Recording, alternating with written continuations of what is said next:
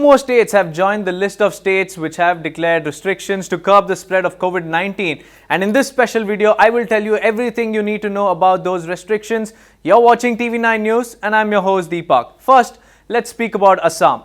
Amid the gradual increase in COVID-19 cases and in order to bring the situation under control, the Assam government has issued new guidelines and in which all the grocery shops, shopping malls shall remain closed from 6 p.m. onwards starting April 20th. Now let's speak about social gatherings. Open functions to be allowed with the permission of the district authority, only 50% of its capacity or 400 persons, whichever is lower. Closed venues. Now gatherings up to 50% of the seating capacity will be allowed. No standing audience in open or closed venues will be permitted. Private functions including marriages, a maximum of 100 people can attend such gatherings. Funerals and last rites related gatherings can see a maximum of 20 people for each of the deceased. Now when it comes to religious places of worship, 20 persons per hour will be allowed to visit that religious place. Now when it comes to iconic religious places, 50 persons per hour has been permitted by the government. All marketplaces, supermarkets, shops in the malls, weekly markets, everything will be closing at 6 p.m. every single day. Now workplaces, let's speak about government and private workspaces. Working from home and virtual working should be encouraged, except for officers. Only 50% of employees can work from the office. That is not for essential services. Now when it comes to pregnant women employees and women with children of 5 years or below, irrespective of their grade, shall be allowed to work from home.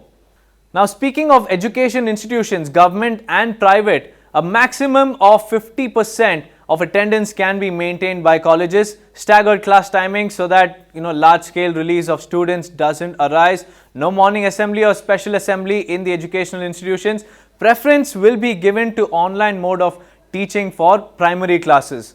Now let's move on to public transport in Assam, government and private. Auto rickshaws, cycle rickshaws and taxis shall operate with one driver and two passengers with social distancing. Now city buses, intra-district, inter-district and interstate buses shall operate with 50% seating capacity. No standing travel will be allowed in any of the public transport.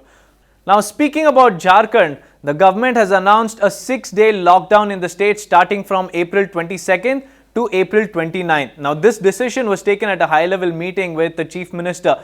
CM Hemant Soren said that this period will be observed as Health Safety Week or Swasthya Suraksha Saptah. Now let's speak about the guidelines released by the government. Central government, state government and private offices have been identified that will be exempted from the total shutdown. Agriculture, industries and mining operations will function as usual. Religious places will be open but devotees in fixed numbers will be allowed. Agriculture, industries and mining operations will continue as usual. Section 144 of CRPC will be enforced across the state to prevent gatherings of people. Nobody can leave their house barring for those works where permission is granted. Now the state government of Jharkhand will be releasing a much more elaborate document containing everything you need to know about the restrictions, but a bit later. Until then, this is all we have. Keep watching our space for more news and updates. Also in the meanwhile, do not forget to like, share and subscribe to TV9 News on various social media platforms. Many thanks for watching.